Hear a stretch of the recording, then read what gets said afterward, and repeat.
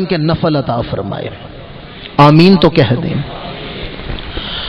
پہلی بات تو یہ ہے، پتھر یہ بتا تجھے یہ مقام کیسے مل گیا ہے کہ نہ ماننے والے بھی تجھے عزت کا مقام دے رہے ہیں۔ طواف کریں، نفلوں کا وقت ہو تو جب تک 2 نفل نہیں پڑھیں گے طواف مکمل نہیں ہوگا۔ مقام ابراہیم کے نفل پڑھے جاتے ہیں۔ قرآن کہتا ہے وَاتَّخِذُوا مِن مَّقَامِ إِبْرَاهِيمَ مُصَلَّى، مقام ابراہیم کو مصلی بنا لو۔ اے پتھر یہ بتا تجھے یہ عزت کیسے ملی ہے، تجھے یہ مقام کیسے ملا ہے کہ نہ ماننے والے بھی تجھے عزت دے رہے ہیں، تجھے لگ کیا گیا ہے؟ وہ پتھر بازبان حال کہتے ہیں مجھے کچھ نہیں لگا، بس میں نے خلیل اللہ کے قدموں کو چوم لیا ہے، میں نے حضرت ابراہیم کے قدموں کو چوما ہے۔ قرآن کہتا ہے وَاتَّخِذُوا مِن مَّقَامِ إِبْرَاهِيمَ مُصَلَّى، جس پتھر پر ابراہیم کے قدم لگے ہیں اسے مصلی بنا لو۔ قرآن میں لفظ ہے مصلی۔ میری ملت کے باشعور مسلمانوں، ابراہیم خلیل اللہ کے قدم لگے ہیں تو مصلی بن گیا ہے، مصطفیٰ کے قدم لگے ہیں تو مسجد بن گئی ہے۔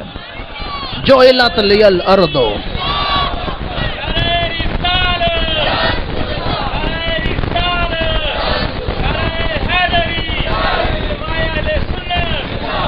خود دیکھ لیں مقام کس کا زیادہ ہے۔ ابراہیم خلیل اللہ کے قدم لگے تو کیا بنا ہے؟ مصلی۔ وَاتَّخِذُوا مِن مَّقَامِ إِبْرَاهِيمَ مُصَلَّى، اور حضور کے قدم لگے ہیں تو مسجد بن گئی ہے۔ حضور نے فرمایا میرے قدم لگے ہیں زمین پر، اب زمین خود بھی پاک ہو گئی ہے، دوسروں کو بھی پاک کر رہی ہے۔ اللہ نے فرمایا طٰہٰ یا طاہرا من الذنوب۔ اور یہ بھی یاد رکھیں، میں بڑی سادہ سی مثال دے رہا ہوں جس سے آپ آسانی سے یاد رکھ سکیں۔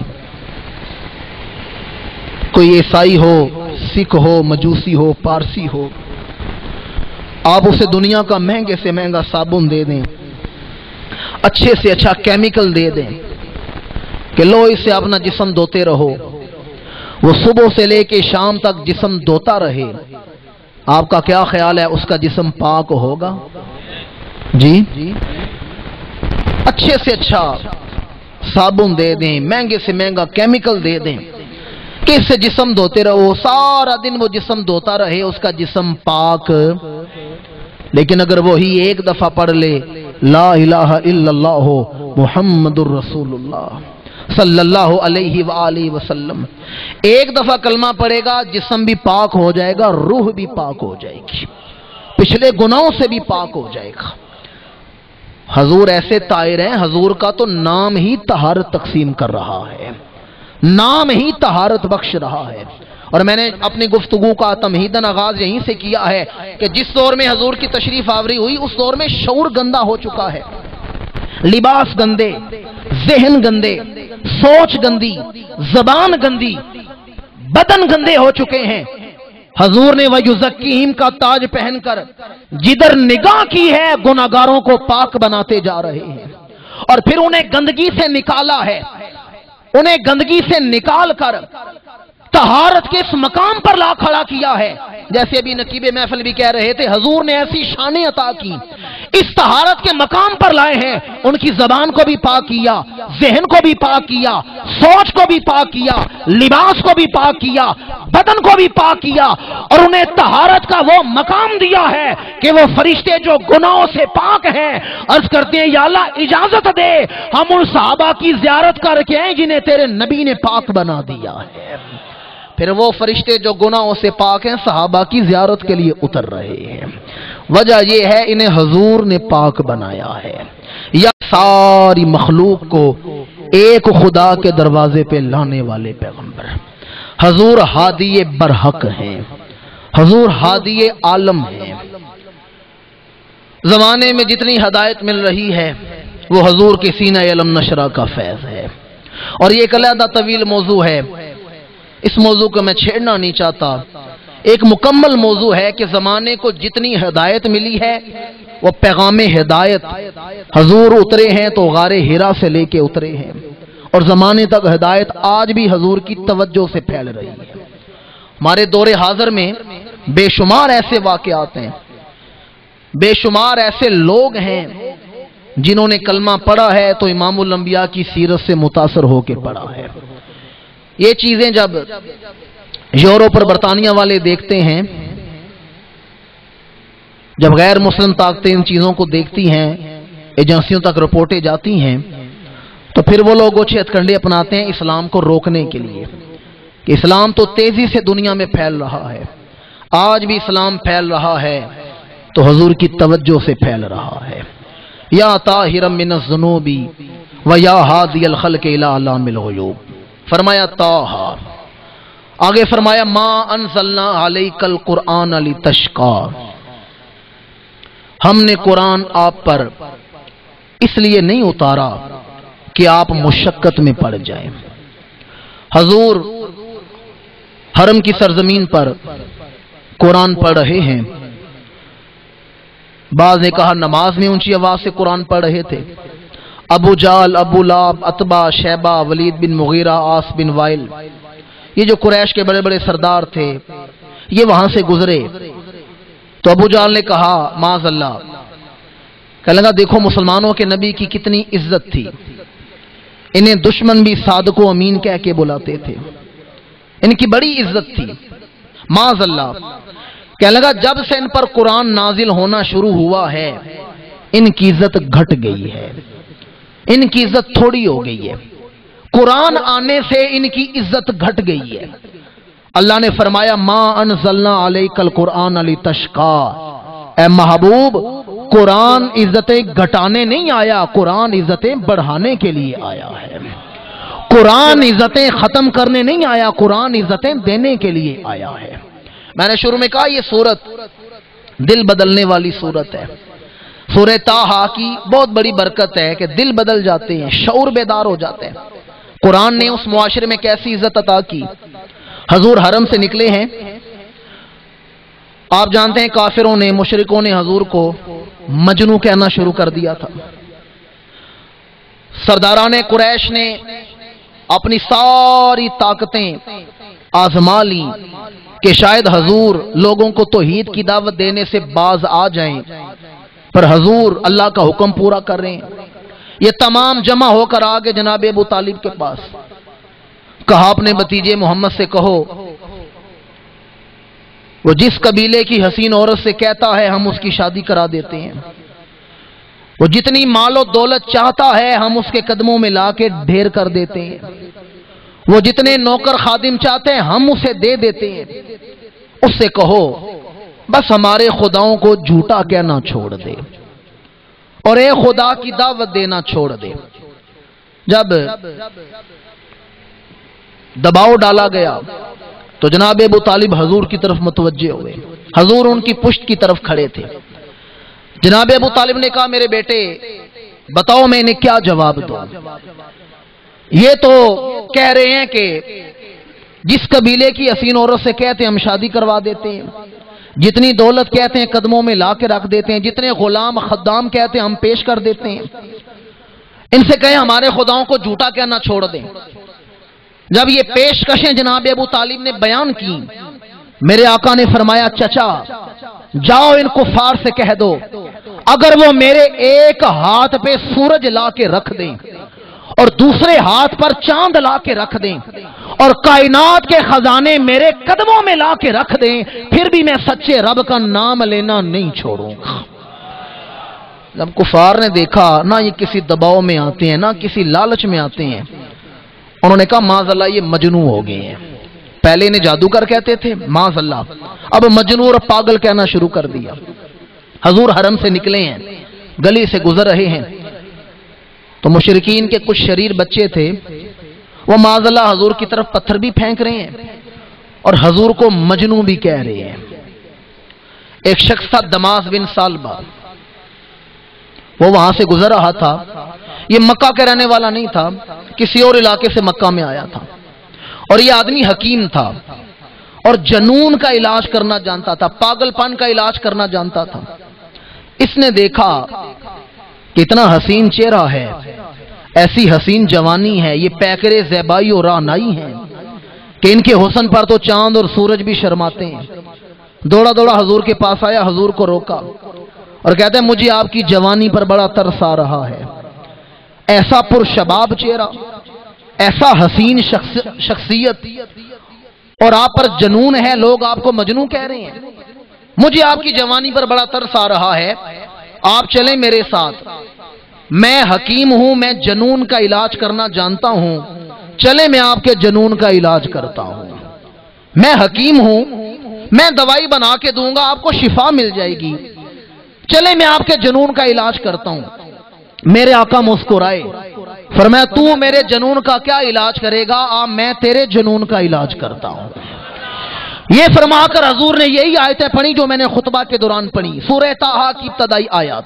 حضور نے پڑھا طٰہٰ ما انزلنا علیک القرآن لتشقی الا تذکرۃ لمن یخشی۔ جب اس نے حضور سے سورہ طٰہٰ کی ابتدائی آیات کو سنا ہے تو وہ جو نبی کے جنون کے علاج کے دعوے کر رہا تھا اب حضور کا مجنون بن کے مکے کی گلیوں میں پھر رہا ہے۔ اللہ نے فرمایا ما انزلنا علیک القرآن لتشقی، محبوب قرآن عزتیں گھٹانے نہیں آیا، قرآن عزتیں بڑھانے کے لیے آیا ہے۔ عرب کے بدووں کو زمانے کا امام بنایا ہے تو قرآن نے بنایا ہے۔ حضرت سیدنا فاروق اعظم جب انہوں نے کلمہ نہیں پڑھا، ابھی فاروق اعظم نہیں بنے، ابھی نام ہے عمر بن خطاب، حضور بیت اللہ کے سامنے کھڑے ہیں، امام الانبیاء نے دعا مانگی اللہم اید الاسلام بے عمر بن الخطاب، یا اللہ عمر بن خطاب کے ذریعے اسلام کو عزت عطا فرما۔ اگلا دن چڑھا، عمر بن خطاب کھڑے ہیں بیت اللہ میں اور حرم کعبہ شریف کے ساتھ ٹیک لگا رکھی ہے، ایک آدمی کھڑا ہوا، کہنے لگا اسلام تیزی سے پھیل رہا ہے۔ اس وقت کافر بھی آ کے حرم میں بیٹھتے تھے، اس نے کہا اسلام بڑی تیزی سے پھیل رہا ہے۔ انہوں نے پوچھا کتنے لوگ مسلمان ہوئے ہیں؟ اس نے کہا جی 39 مسلمان ہو چکے ہیں، 39 عرب بیکن مسلم، 39 مسلمان ہو چکے ہیں۔ جب انہوں نے سنا کہ 39 مسلمان ہو گئے ہیں، انہوں نے تلوار نکالی اور بڑے غصے سے کہا جتنے مسلمان ہونے تھے بس ہو چکے ہیں، اب عمر 40واں نہیں ہونے دے گا، جتنے ہونے تھے ہو چکے ہیں، اب 40واں مسلمان نہیں ہونے دوں گا، میں ابھی جا کے مسلمانوں کے نبی کو شہید کر دیتا ہوں۔ جب یہ بات کہہ رہے تھے نا تلوار نکال کر بڑے غصے اور غرور کے ساتھ کہ میں 40واں مسلمان نہیں ہونے دوں گا، ادھر روح فطرت مسکرا رہی تھی کہ میرے گھر میں کھڑا ہے اور میرے نبی کو چیلنج کر رہے ہیں میں 40واں مسلمان نہیں ہونے دوں گا، ذرا حرم سے نکل کر دار ارقم میں آ تو صحیح، میں تجھے ہی 40واں مسلمان بنانے والا ہوں۔ تو کہتے ہیں میں 40واں مسلمان نہیں ہونے دوں گا، حرم سے نکل اور دار ارقم میں آ تو صحیح، تو ہی تو 40واں مسلمان بننے والا ہے۔ عمر بن خطاب حرم سے نکلے، بڑے غصے میں، چہرہ سرخ ہے، راستے میں حضرت نعیم ملے، کہا عمر بڑے غصے میں ہیں، کدھر جا رہے ہیں؟ کہا میں مسلمانوں کے نبی کو معاذ اللہ شہید کرنے جا رہا ہوں، اسلام کو ختم کرنے جا رہا ہوں۔ جناب نعیم مسکرائے، فرمایا جس اسلام کو تو ختم کرنے جا رہا ہے وہ اسلام تیرے گھر کے اندر پہنچ چکا ہے، جا اپنے گھر کی خبر لے، تیرے بہنوئی نے بھی کلمہ پڑھ لیا ہے، تیری بہن نے بھی کلمہ پڑھ لیا ہے۔ راستہ بدلا، گھر آئے، دروازے پر دستک دینے لگے تو اندر سے بہن کے قرآن پڑھنے کی آواز آئی، اندر سے بہن قرآن پڑھی تھی اور جانتے ہیں وہ کیا پڑھ رہی تھی؟ طٰہٰ ما انزلنا علیک القرآن لتشقی الا تذکرۃ لمن یخشی۔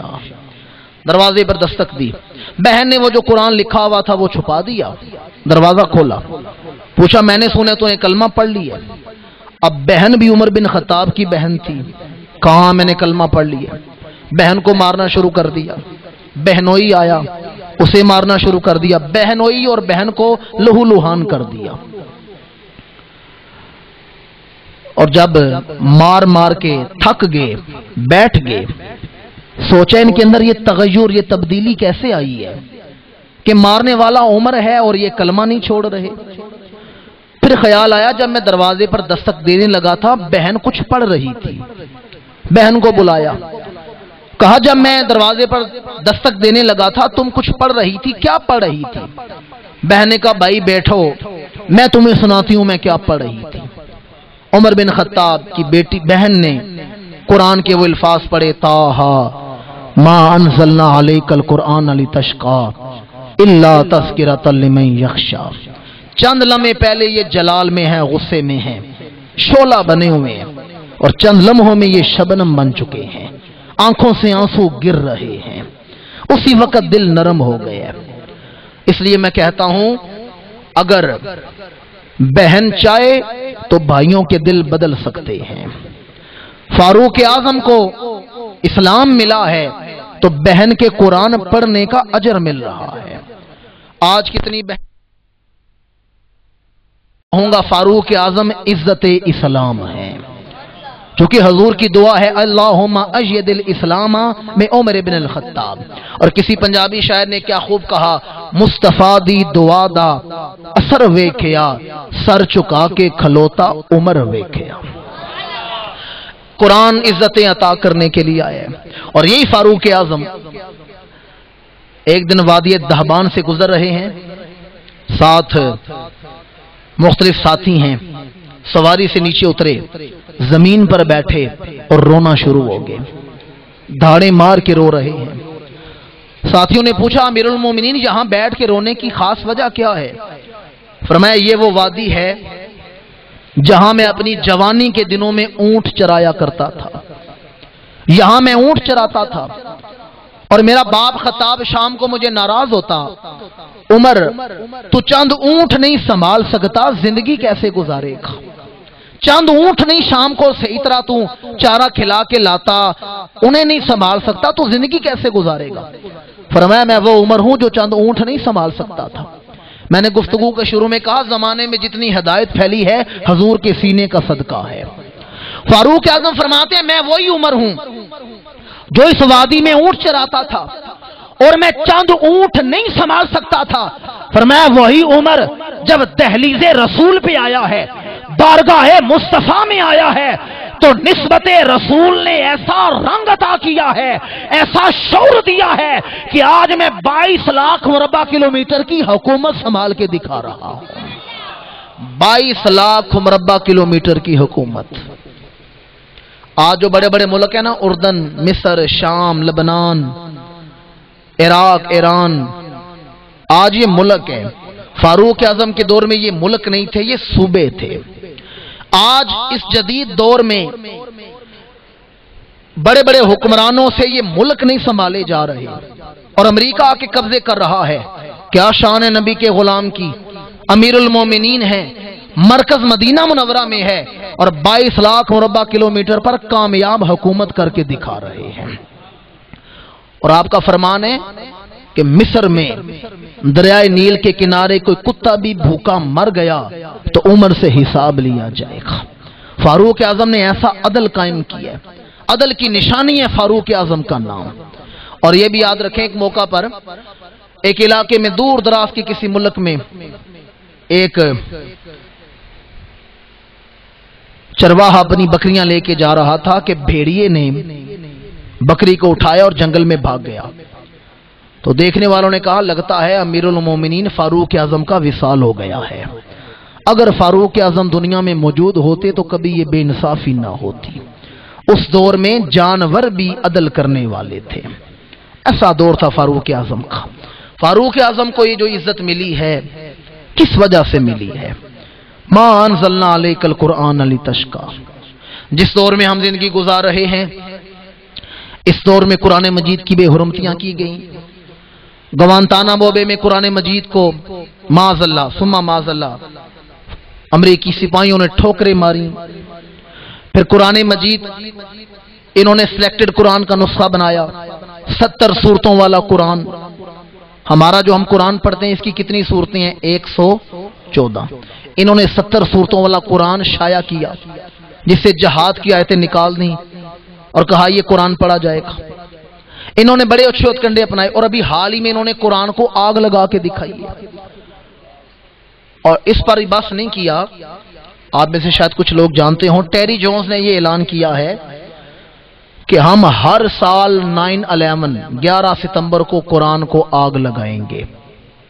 جس دن ان کی وزارت دفاع کی وہ عمارت اڑائی گئی ہے 9/11۔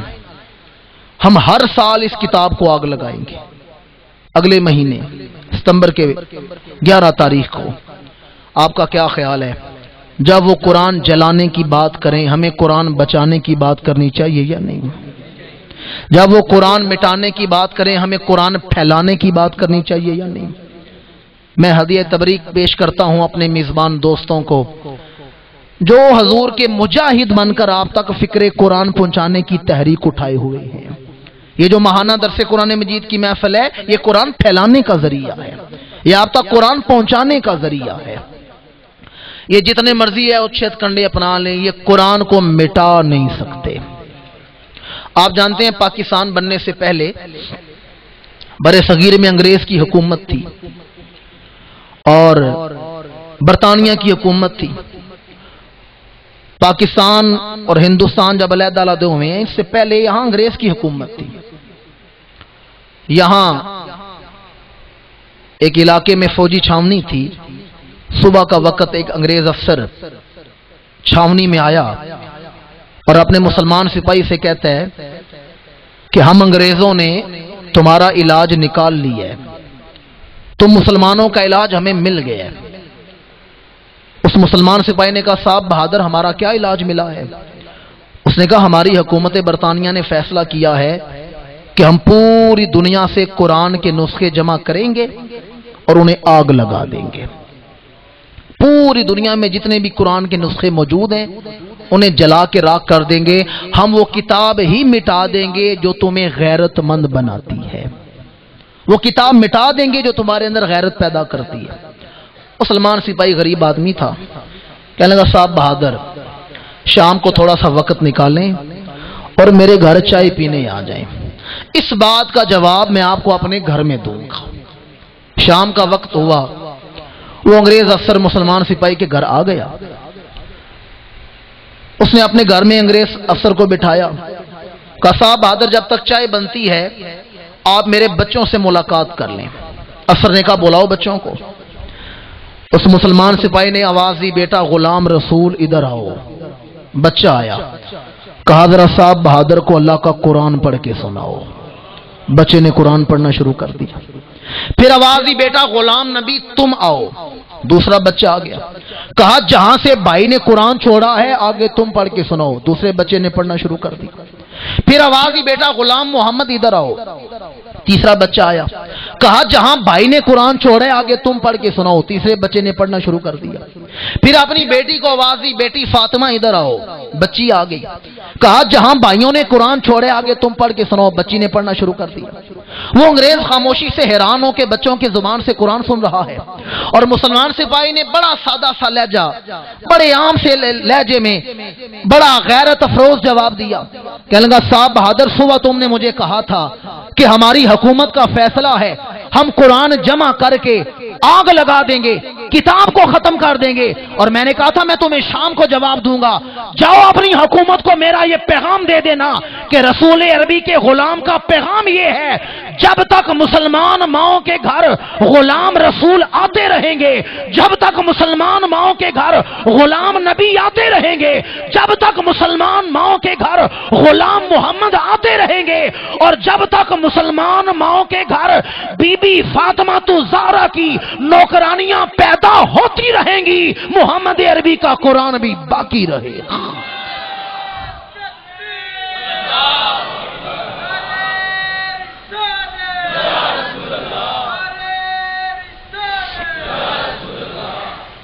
اس نے کہا صاحب بہادر اپنی حکومت کو باہر جا کے سمجھا دینا اس قرآن کو الماریوں سے نکالا جا سکتا ہے، سینوں سے نہیں نکالا جا سکتا۔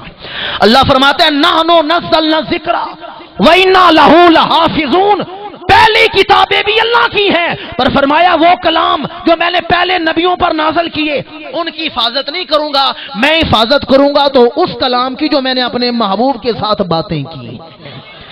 اس لیے اس بارے میں فکر مند ہونے کی ضرورت نہیں کہ قرآن مٹایا جا رہا ہے۔ جس نے قرآن کی حفاظت کرنی ہے لا سنۃ ولا نوم، نہ اسے نیند آتی ہے نہ اسے اونگ آتی ہے، وہ قرآن کی حفاظت کرنا جانتا ہے۔ لیکن ہمارے لیے لمحہ فکریہ ہے ہم نے کیا اقدام کیا ہے۔ قرآن مجید کو جلانے کی بات کی گئی، ہر سال جلانے کا اعلان کیا گیا، ہم نے کیا کیا ہے؟ کیا ہم نے قرآن کے ساتھ تعلق جوڑا ہے؟ حضور کی حدیث ہے، فرمایا جس گھر میں روزانہ قرآن کھلتا ہے سارا دن اس گھر میں فرشتوں کا آنا جانا لگا رہتا ہے، اور جس گھر میں قرآن نہیں کھلتا سارا دن اس گھر میں شیطانوں کا ڈیرا رہتا ہے۔ ماہانہ درس قرآن مجید کی محفل میں فیصلہ کر کے گھر جانا ہے کہ گھر کس کا مسکن بنانا ہے، فرشتوں کا مسکن بنانا ہے یا شیطانوں کا ڈیرا بنانا ہے۔ میں ہاتھ نہیں کھڑے کرواؤں گا، دلوں پر دستک دے رہا ہوں۔ آپ جانتے ہیں کہ آپ میں سے کس کس کے گھر روزانہ قرآن کھلتا ہے، اس لیے قرآن کے ساتھ تعلق مضبوط کریں۔ یہ وہ کتاب ہے جو عزتیں عطا کرنے والی ہے۔ ہم اہل سنت و جماعت کا عقیدہ ہے عمل جتنے بھی اچھے ہو جائیں بخشش ہوگی تو حضور کی شفاعت سے، انشاءاللہ تو کہہ دیں بخشش ہوگی تو حضور کی شفاعت سے۔ جس کی طرف حضور اشارہ کرتے جائیں گے اللہ بخشتا جائے گا۔ اور یہ شفاعت کی حدیثیں صحاح ستہ کی، بخاری مسلم کی حدیثیں ہیں، یہ میرا موضوع نہیں۔ حضور شفاعت کریں گے کل قیامت کے دن، جہاں حضور اپنی امت کی شفاعت کریں گے سارے نبیوں کے دروازوں سے امتیں ہو کر آئیں گی حضور کی بارگاہ میں، آدم کے پاس جائیں گی۔ بڑا سخت دن ہے، کئی سال گزر گئے حساب ہی شروع نہیں ہوا، لوگ بڑے پریشان ہیں، حساب شروع نہیں ہو رہا۔ آدم علیہ السلام فرمائیں گے اذهبوا الى غیری، کسی اور کے پاس جاؤ۔ نوح علیہ السلام کہیں گے کسی اور کے پاس جاؤ، سارے نبی کے کسی اور کی طرف بھیجیں گے۔ عیسیٰ علیہ السلام فرمائیں گے اذهبوا الى محمد صلی اللہ علیہ وآلہ وسلم۔ آج جو دنیا میں کہتے ہیں نا نبی کر کچھ نہیں سکتے، جس کا نام محمد علی ہے وہ کر کچھ نہیں سکتے، نبیوں کا وسیلہ کام نہیں آئے گا، قیامت کے دن بھی اپنی بات پہ پکے رہنا۔ اس دن بھی علیحدہ کھڑے ہو جانا، نبی کچھ نہیں کر سکتے۔ اس دن اللہ بظاہر موجود ہوگا پر اللہ پہلے نبیوں کے پاس بھیجے گا تاکہ تمہیں پتا چلے نبیوں کی شان کیا ہے۔ اور سارے نبیوں کے دروازوں سے پھر کر امتیں آئیں گی حضور کی بارگاہ میں۔ حضور بھی یہ نہیں فرمائیں گے میں تو نبی ہوں، جیسے آج بعض لوگ کہتے ہیں حضور تو نبی تھے، ان کا کام تھا قرآن پہنچانا، دین پہنچانا، معاذ اللہ مر کے مٹی میں مل چکے ہیں، کر کچھ نہیں سکتے، اختیار کوئی نہیں۔ ایک نے لکھا مکھی کا پر نہیں بنا سکتے، اور ایک نے تو یہاں تک لکھا کہ میری چھڑی اس سے بہتر ہے کہ اس سے میں کتا بھگا سکتا ہوں۔ میں پاکیزہ محفل میں اور نہ میرا معمول ہے اختلافی گفتگو کرنا۔ بہرحال حضور کی بارگاہ میں ساری امتیں آئیں گی اور حضور بھی یہ نہیں کہیں گے میں نبی ہوں، میرا کام تھا دین پہنچانا۔ حضور دونوں بازو پھیلا کر فرمائیں گے انا لہا انا لہا، اے نبیوں کے دروازوں سے پھرنے والوں آجو میری بارگاہ میں ہی اس کام کے لیے بنایا گیا ہوں۔ حضور پھر اللہ کی بارگاہ میں سجدہ کریں گے، حمد کریں گے، اور اللہ فرمائے گا ارفع راسک، اے محبوب سر اٹھاؤ، سل توتا اشفا تو شفا۔ میرا یہ موضوع نہیں ورنہ ایک ایک حدیث کا لفظ محبت کے سمندر لیے ہوئے ہیں۔ اللہ فرمائے گا ارفع راسک، حضور اللہ کی حمد کریں گے اور ایسی حمد کریں گے فرشتے حیران ہو جائیں گے حمد کہاں سے کر رہے ہیں۔ ہمیں بھی اللہ کا بندہ ہونے کا دعویٰ ہے، ہم ایک صفحہ اللہ کی حمد نہیں لکھ سکتے۔ حضور حمد کریں گے، حضور حامد بھی ہیں، اللہ کی حمد کرنے والے بھی ہیں۔ حضور کی شان حامدیت کا اظہار ہوگا، نبی حیران، رسول حیران، فرشتے حیران، حضور اللہ کی حمد کر رہے ہیں۔ اللہ فرمائے گا ارفع راسک، اے محبوب سر اٹھاؤ، سل توتا سوال کرو، اشفا تو شفا، میرے محبوب تو مانگتا جا میں تجھے عطا فرماتا جاتا ہوں۔ حضور رو رہے ہوں گے، اس پر بے شمار نکات ہیں۔ اللہ سر کیوں اٹھوائے گا؟ تاکہ اہل محشر دیکھ لیں، یہ تو دیکھ رہے ہیں آپ سجدہ کر رہے ہیں اور میں دیکھ رہا ہوں آپ رو بھی رہے ہیں۔ انہیں آپ کے روتے ہوئے چہرے کی زیارت ہو، انہیں پتہ چل جائے اللہ اپنے مجرموں کو بخشنا تو گوارا کر سکتا ہے پر محبوب کی آنکھوں میں آنسو نہیں گوارا کر سکتا۔ بہرحال ہماری بخشش ہوگی تو حضور کی شفاعت سے۔ کیا خیال ہے جس کی حضور شفاعت کریں وہ تو بخشا جائے، تو جس کی حضور شکایت کریں، جس کی حضور شکایت کریں اس کا حال کیا ہوگا؟ قرآن پڑھ رہا ہوں، قرآنی پیغام آپ تک پہنچا رہا ہوں، قرآن مجید میں ہے کل قیامت کے دن حضور ایک قوم کی طرف اشارہ کر کے کہیں گے یا اللہ یہ میری وہ قوم ہے جس نے میرے قرآن کو چھوڑ دیا تھا۔ قرآن کے ساتھ تعلق توڑنے والوں کی حضور شکایت کریں گے کہ انہوں نے تعلق توڑ دیا تھا۔ جس دور میں ہم زندگی گزار رہے ہیں اس دور میں ہمیں بڑے مسائل کا سامنا ہے۔ حضرت عبداللہ بن عباس فرماتے ہیں میری سوئی گم جائے یا میرے اونٹ کی نکیل گم جائے تو میں گھر والوں سے نہیں پوچھتا، بیوی بچوں سے نہیں پوچھتا بتاؤ میرے اونٹ کی نکیل کدھر ہے۔ میں قرآن کھولتا ہوں، قرآن مجھے بتاتا ہے تمہارے اونٹ کی نکیل کدھر ہے، قرآن مجھے بتاتا ہے تمہاری سوئی کہاں ہے۔ انہیں تو سوئیاں قرآن سے مل جائیں، انہیں تو اونٹ کی نکیل قرآن سے مل جائے، اور ہمیں بڑے بڑے مسائل کا حل نہیں مل رہا۔ وجہ یہ ہے کہ ہم نے قرآن سے تعلق توڑ دیا ہے۔